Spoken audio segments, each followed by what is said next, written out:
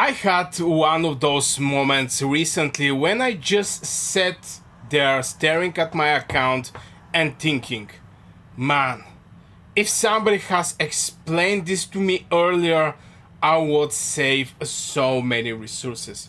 And the funny thing is, it wasn't some complicated mechanics. It wasn't something hide and well trick. It was something incredible simple. And from where I actually noticed that thing, it was by one question a player asked. Does my second commander needs to be higher level? And one of the things that I did with my account was I was actually trying to level up Minamoto and Chow Chow all together, just to be the same level or around the same level, so I can know. I'm going to explain this mistake in this video, but it was actually a mistake on my side. So when the person asked this question, does my secondary commander need to be higher level? And the answer was no, just unlock the skills. That's it. And I immediately start thinking about how many players probably don't know this. Because honestly, I didn't understand this properly when I start earlier. And I'm actually still at my phase of, of developing, and I'm expecting to make some mistakes. So this type of videos that I'm currently creating is mostly for the players who is just starting right now, and maybe they're going to make the mistake I did. And yeah, I remember looking at the commanders and assuming higher level always mean stronger. Makes sense, right? You see the level, you see the towns, you see the stars. So naturally you start throwing XP books everywhere. Level this commander, that commander, get everybody stronger. Sometimes this is actually about, sometimes it's for inflated power. If you watch my videos, you're going to know what's inflated power, or my streams. This is when you level up your commander, when you level up, for example, to level 20, where it's not costing that much. You go for the towns, level up the towns, and all these things is giving you power, and you can join in the top alliances. I mean, I call this inflated power. It's not serving you as nothing, it's just power. So yeah, I started actually throwing everywhere. So I was trying to get everybody stronger. At least that's what I thought I was going to do. I didn't know how expensive is the experience, how hard is to be achieved, how hard is to get the books. And same time, when I open the game, I go, for example, in the Path of Vengeance. When I go here, I get experience books. Also from the expedition, I think you maybe also get some experience books. Yeah, you also get some experience book. When you open the chest, you also get some experience book. So I was start thinking maybe the experience book is not is not that important till I start actually running out of experience book. And suddenly you're wondering why your account always feels behind. And one of the dudes, by the way, who is on the top of the, for example, Sunset Canyon, something that I noticed, this is my good old friend Diglett is his heroes is very high level. Look at this thing, level 45, level 51, level 40, level 43, level 41, and the second commander is level 10, level 26, level 30, level 26, level 24. The main heroes are very high level. The other one is like level 10. Brother, he's on the top of the food chain and is having like level 10 hero in his in his team. Now this is one of the things why everybody else seems ahead, and that's when I realized something. A lot of players aren't lacking resources, they're spreading resources. That's the difference. I see this all the time. Somebody gets new commander, immediately start leveling it up.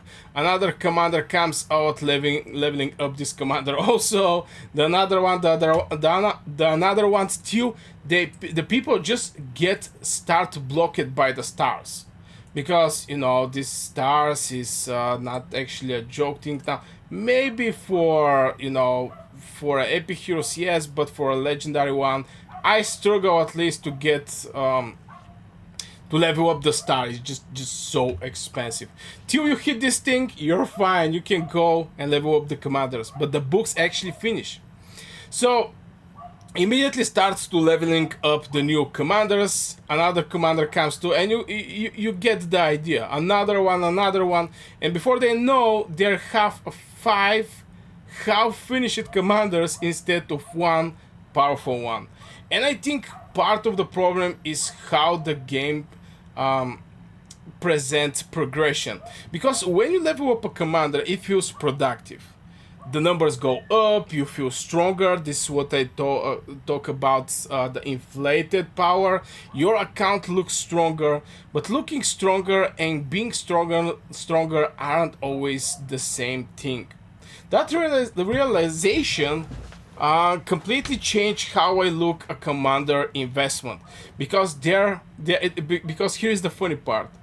When a commander is sitting in the second slot, most players are still thinking about levels. But levels aren't the thing doing the work. The skills are. The skills are the reason that commander is there in the first place. The only thing you're going to get for a second commander when you go out is going to be the skills. You're only going to get, for example, Chow Chow skills. Nothing else. Nothing else. No talent tree, nothing. No level. And if you go and check it out, the capacity, you're going to see that my City Hall, since it's level 90, is giving me 80k. The commander level is giving me 24. So right now, since Minamoto is higher level from Chow Chow, I have like 114 units. But if I change the places and I put Chow Chow here and put Miyamoto, you're going to see it's like 106. And it's not like because I don't have troops to fill it, it's just I cannot do it more. So it's completely useless. It's completely useless to go for a commander, to level up a commander that you're not going to use as a I mean by commander I mean hero that you're not going to use as a commander. So what is the right solution? The right solution is level 30. You open the commander. I think it should be level 30 till you get the 4 skills. Maybe the awakening is going to ask you for a higher level. Skills is maxed. So yeah, I think maybe level 30 is enough. And that's all. This is for the deputy. You only need till level 30. That's all. So yeah, the thing is you're needing the skill. And because the skill is actually giving the value for the legions. The skill are affecting fights. The skill are affecting traits. Meanwhile, a lot of players are dumping XP books into secondary commanders thinking they're getting some huge boost. I was thinking I was getting more capacity, okay? Before I actually understand that. I was thinking, okay, I'm going to have, for example, Minamoto level 40, Chow Chow is going to be level 20, I'm going to level up Chow Chow, because like this I'm going to expand my capacity. Because I was thinking each commander is having their capacity. It's like this thing here, you know, unit capacity. But this is not actually the unit capacity. This is the commander capacity. And here you have Minamoto. As you can see, it's more. So for me, it's better to run Minamoto because it's having bigger capacity.